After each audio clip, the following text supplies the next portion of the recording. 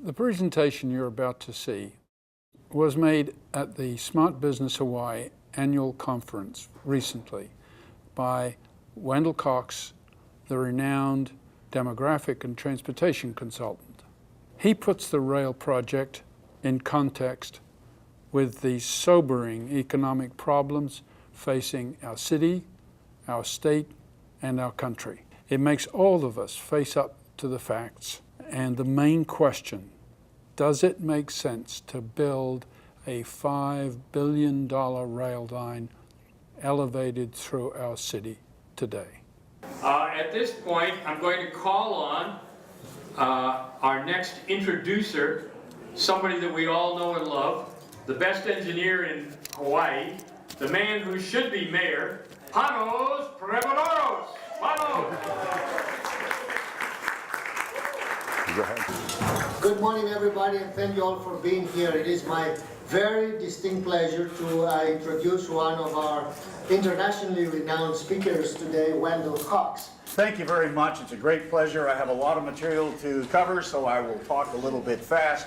But thank you, Panos, and it is a great pleasure to be in Hawaii, where you have some very interesting difficulties. Let me go right to it. We want to start with the broader realities of finance in Honolulu. Now, we're talking about the situation of your financing of your infrastructure and the projects that you are obligated to provide at this point. Now, here, by the way, I want you to know this. This is the highly urbanized end of the rail line. It's some of the highest densities I've ever seen on a rail line, and I have been in every mega city in the world except Karachi. So I'm not without some experience on that. Anyway, but I think as we think about Honolulu in infrastructure and debt, we need to think in terms of the new realities, and the world has changed an awful lot. First of all, recognize, most people do not, we have a higher budget deficit as a percentage of our gross domestic product than Greece.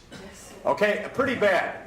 So you need to be aware of that. It is not business as usual anymore. Look at what has happened to personal wealth in the last 5 or 6 years in this country. The largest decline in economic activity and wealth since the Great Depression. We are not talking about something that is going to be behind us with a few percentage point increase or improvement in the unemployment rate. We are facing some very, very difficult problems, which I think local officials and national officials need to think about as they approve major projects. And recognize also that bankruptcy for municipalities, it's unusual, but it happens. New York almost had it in the 1970s. Cleveland did have it in the 1980s. We have Pittsburgh at this point that is under the administration of the state of Pennsylvania under what's called Act 47, which is essentially a state bankruptcy program. And we have Indianapolis, everybody's favorite efficient city, which had to be bailed out to the tune of $1 billion by the state 3 years ago because it couldn't pay its fire and police pensions. So there are some problems, and most recently we see in Jefferson County, Alabama, a sewer system managed to cause the bankruptcy of Jefferson County, which is a little bit smaller in population than Oahu, but still a very big county. So it is a time of great difficulty with respect to municipal finance. So let's talk now about the situation that you face in Honolulu. First of all, recognize that this state, as you know, and as other speakers have alluded to, is a highly taxed state. There are all sorts of ways to look at it. The source I use says that Hawaii is the 7th highest taxed state per capita in the country. Notice some of the states that are ahead of you are states that get much of their taxation from natural resources. Now, if you can ever find a way to make a lot of money on the unbelievable amount of oil reserves that are under the ground here, you'll do as well as Alaska. But the fact is, you have a very high tax situation, and probably about as high as it gets with respect to normal consumer and business taxation. Then we look at the cost of living. Notice that Honolulu is the 5th highest cost of living out of the top 59 metropolitan areas in the nation. Reason I use 59 is because that's the 900,000 breaking point, and that gets us Honolulu. I happen to come from the least costly metropolitan area in the United States, called St. Louis. My dollars are worth $1.40 compared to your dollars. okay? And around the country, we see the same thing. There are more expensive areas than Honolulu, but the fact is you are very expensive, and it makes it very difficult for families and households to live a decent life here. Then we talk about housing affordability. Last year, you were the most unaffordable housing market in the United States. You were the fourth most unaffordable housing market in the 7 nations that we cover. Hong Kong beat you, Vancouver beat you, and Sydney, Australia beat you. So the point is, your home ownership, your cost of home ownership is very, very high, and that causes problems, as you know. I don't know the extent to which there is a connection, but a number of people that I've talked to have suggested there may be a connection between your really difficult homeless problem and the high cost of housing. I mean, when houses cost a lot of money, you can bet that rentals cost a lot of money too. And so then you look at what happens with respect to domestic migration. That's people moving within the United States. You are a domestic migrant if you move from Oahu to Maui, between counties. Well, now, what's happened in the United States, if you look at markets where the housing affordability is not as bad as it is in Honolulu, but almost as bad, during the last decade, about 4 million people left those areas and moved to more affordable areas. So you have a real problem of competitiveness with respect to attracting people. In fact, in Oahu, in the city and county of Honolulu, you lost 50,000 domestic migrants to other parts of the nation between 2000 and 2009. Now, the outer islands actually gained some population. Even in St. Louis, which has one of the most dreadful manufacturing economies in the country, granted we're larger, we didn't even lose 50,000 domestic migrants in the last 10 years. Pittsburgh did a little worse, but not much. So that gets us now to another wonderful advantage of Honolulu. If you want a world-class city, you have one area to look at, and that's called traffic. If you look at the results in the United States from 4 years ago, 5 years ago, before the great financial crisis, you had the worst traffic in the United States. You're now second ranked to Los Angeles. But it is really world-class.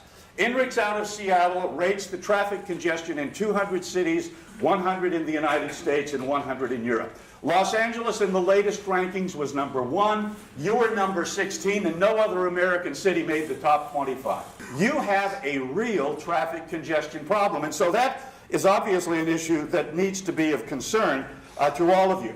Traffic congestion is very important also because of the fact that the ability to move around the urban area or the metropolitan area has a direct bearing on the economic productivity. The more of the jobs on the island that you can get to, for example, in 30 minutes, the better are the chances that economic growth is going to be greater. And that's what this research here talks about. And in addition to that, similar research makes a very strong case for improving mobility for low-income people, which helps to increase their incomes. So mobility is important, and reducing traffic congestion is important. So now let's look for a few minutes at the challenges that face taxpayers. We all know of the publicity that's been out there, the Hawaii Institute for Public Affairs report, an advertiser article here that talks about $32 billion in liabilities. Now, look at the unfunded pension liability at the state level. This is for state and local employees. Look at how it has grown in the years since 2000 to 2011. Look how much it has grown just in the last 4 years, up by about $2 billion just in 5 years. Now, on a per capita basis or on a per household basis, that's pretty impressive. You see that you were down near around $10,000 per household in 2008. Now you're over $14,000 per household. That is a very big increase and should be of great concern. You then have also at the city level the unfunded retiree health care problems. You have seen the liability per household in the city and county of Honolulu rise from $4,000 to $6,000 in 3 years. So what this means is that the total unfunded liability per household in the city and county of Honolulu is around $6,000 higher than it was 3 or 4 years ago. How much higher is it going to go? Well, that's a good question. We have some problems demographically. You may be aware of the fact that we're getting a whole lot more old people and not as many more people in working age. And so you see this demographic time bomb that's going on. The X is where we are right now. And over the next 15 years, you can see a huge increase in the elderly relative to the working population. That is going to be a financial burden not only on the pension funds, but also on society in general. So it's not business as usual. And in fact, the state's actuarial consultants suggest that the contribution of the state and local governments to the pension programs will have to be increased because losses have been deferred, salaries are higher than anticipated, retirees are living longer, government contributions have not been enough, and rosy investment return assumptions. I don't know how many of you are making 8% on your money, but that's what the public employee pension program is making in Hawaii, theoretically, on its money. Then you have the consent decree with respect to the secondary treatment of wastewater in the city and county. Former Mayor Hanneman indicated that providing for that and the improvements that are required by the EPA is going to drive the cost of the sewage bill per household to $300 a month in just 20 years. Now, we must recognize not all infrastructure spending is bad. You know, you really do need sewers. You really do. And the point is, this is something that has to be done. And if you don't believe that, I recommend a visit to, say, Roshinda in Rio de Janeiro. They don't have a sewage system there either, and I don't think it's the kind of environment that people from Honolulu or the tourists who come here who would like. So this is a very important need that you cannot get away from. Then you have the water situation and the fact that 45% of your pipes are more than 40 years old, and there are all sorts of problems with that. And as a result of that, the city and county has announced an increase of 70% in water rates over the next 5 years. Who knows if that's going to be enough? We don't know. We don't know the cost of the consent decree in the long run either, but a 70% increase in anything in a state that already has a high cost of living and a high tax structure is not good news for the people, the middle income people who pay the taxes. And of course, and the chair, I should say, of the City Council Budget Committee basically asked, how are people going to make it? I just don't know. And that was City Council Budget Chair Ann Kobayashi. The point is that it is getting more and more difficult for middle income people to live in Hawaii, and more specifically in Honolulu. Then we have our world-class traffic situation. I've looked at the Oahu Regional Transportation Plan that takes us through to 2035. We're going to spend $24 billion. That's a lot of money. How much traffic congestion relief do you think we're going to get? Zero. Right on. My God. This is a very intelligent audience.